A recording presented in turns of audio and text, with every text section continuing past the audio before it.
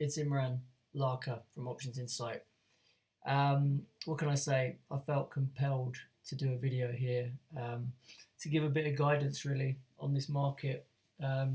Those of you who are trading know and have seen some of the most unprecedented moves pretty much since the 2008 financial crisis. So I thought I would show you some of my screens, show you what I've been doing to navigate this market, these moves, and hopefully just give a bit of guidance. I know, I talk to a lot of students, and I know how helpful they find these little chats with me about what's going on and how to think about things, how to use options to trade this, because just trading straight futures is pretty risky and can be quite painful. So this is my quick tutorial for you guys. Hopefully it's going to be helpful. Okay, so just a quick summary. Since we've been rallying for 10 years before this little wobble, everyone's got into a mentality of buying the dip, right? Everyone says all you got to do is wait for dips in the market and buy them. The index where that has worked the best has been the S&P 500. So if you see my screen here, that's 2011. There was a dip opportunity. You bought it. Happy days. Another few dips, big dips came in 2015, 16. Again, buy the opportunity, and then again in 2018. So people just got lulled into this sense of security that if you buy the dip, whenever the market dips, the Fed's always going to be there to bail you out. Liquidity is always going to be injected into the market, and it's just a no-brainer. A lot of people made a hell of a lot of money doing that. Okay. Now, in more recent times, buying the dip has obviously been a bit painful, and we're talking about this latest drop. So the odds are a lot of people, a lot of novice traders who haven't seen what 2008 looked like, haven't really understood the kind of seriousness of this situation and what it was going to do to the economy. They may well have bought the dip here at around 3,000, thinking business as usual, Fed's going to come to the rescue, let's buy it. Anyone who did that got taught a very harsh lesson. The Fed did cut rates. Let's zoom in onto a chart here.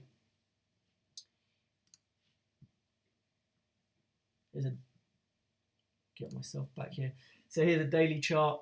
The Fed did cut rates after that first brutal week at the end of February. If we look, they made the market rally up to 31.40, I think it was, intraday, and then it just got crushed back down. Right? Why did it get crushed back down? Why did the market not like that response?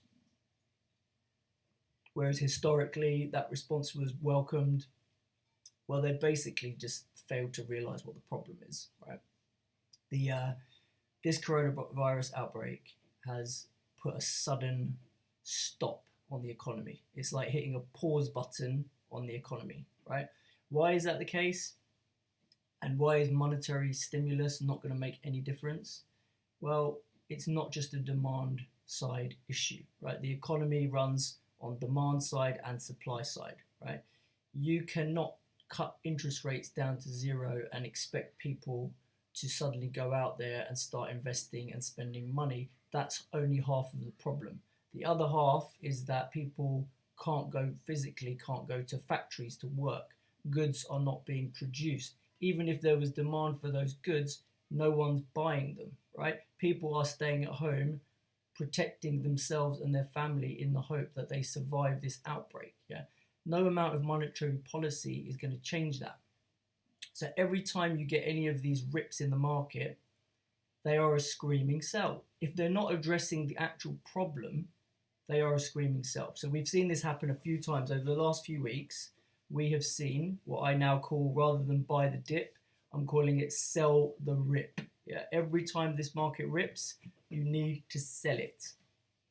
So you had a rip from 28.50 to 31.40. That was on the Fed emergency rate cut of 50 bips. Sell the rip. You did well. You had another rip here. That came from, there was another rip from Joe Biden coming out better than Bernie Sanders in some of the primaries, looking like the leading, oops, what happened there? Looking like the leading candidate. That was another sell the rip opportunity. You had Trump again saying he was going to unleash some amazing tax cut, payroll tax cut that was going to help stimulate growth.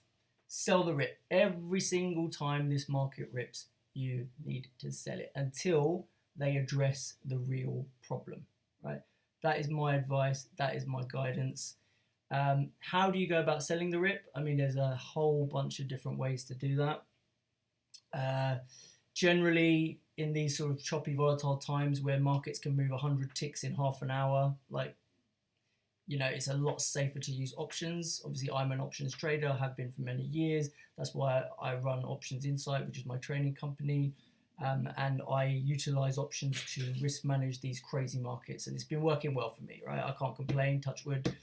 I don't want to say I'm enjoying the fact that the virus is going around ripping through countries and killing people, but the truth is, for traders who embrace volatility and know how to trade, this has been a great money making opportunity, right? And I've been capitalizing on that, right? So before this sort of sell off happened, kind of in January, early February, I was buying put options, right? So literally just buying puts. I was buying them in various places. Generally, it was things like Apple, semiconductor indices, things like that.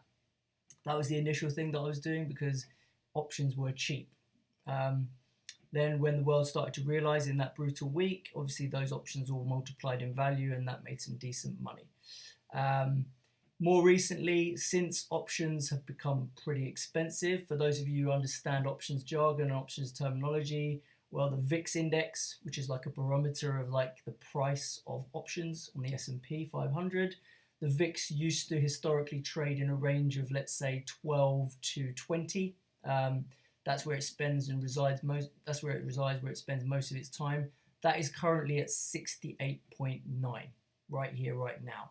That is crazy. Yeah, VIX has not been here since 2008, and it isn't going to stay here for that long either. Yeah, but it's very, very expensive. So just buying options blindly right now is a dangerous game as well, given how expensive they are, right?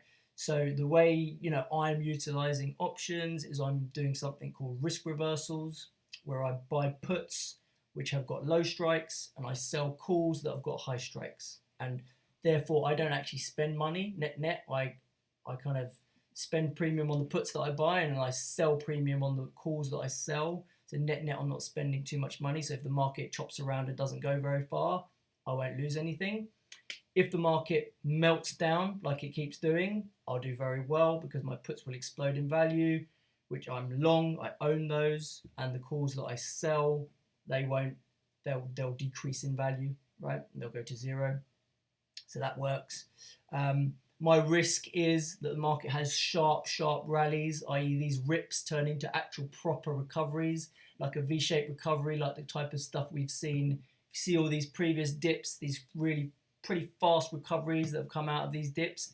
If something like that was to happen, my position would hurt because I'm short upside calls. But my confidence levels of that not happening are extremely high, right? This type of sudden shock to the economy is not something we're going to come out of quickly. It is something we're going to come out of. I'm pretty confident of that, but it will take some time because the repercussions of what's gone on, and on top of that, what's gone on in the oil market and the amount of companies in the oil market that are going to be in trouble, that are going to go out of business. There's airlines going out of business and laying off 50% of their staff. All these things, all these consequences for the economy are going to persist for a while, and therefore that's why I don't think we're going to see a V-shaped bounce out of this thing. And I think rips in the market will be for selling for a while. I think there's major policy errors going on. This is also an appeal to policy makers, leaders of the countries. You injecting $1 trillion of liquidity like the Fed's just done isn't what we need. Right, it's not going to help. Printing money to inflate assets isn't helping, right? And this bubble that you've created is popping as we speak, right? Let's all use our brains. If you're going to print money, use that money to allow the entire planet to or be on holiday and not go to work and stay at home and protect their families for 1 month. Yeah, that is the way to help. If you're going to print money and inflate asset prices, that's not going to get us anywhere, right? And the panic isn't going to stop. If we close down markets, if we shut the markets, if we give everyone a 1 month holiday and we fund that loss to the economy with printed money like this trillion that you're just promised to inject, that is going to help. Yeah. But what you're doing right now when you're cutting rates by 50 bips and you're injecting liquidity into financial assets, that's not getting us anywhere, right? So I appeal to all the leaders, please think outside of the box, address the problem, think about how we're going to actually support the people who get sick. Do we have enough ICU beds, right? There's an amazing report out by a lady at JDI Research called Juliette de Klerk. She is predicting that by the start of April, Europe will have run out of ICU beds, right? Serious complications from this virus require ICU beds. If you don't want the mortality rate of this thing going above 3 to 5% and turning into 10 to 20%, that is a problem that needs to be addressed. Any money you print, any liquidity you inject needs to be targeted at helping the healthcare system cope with what is about to happen, right?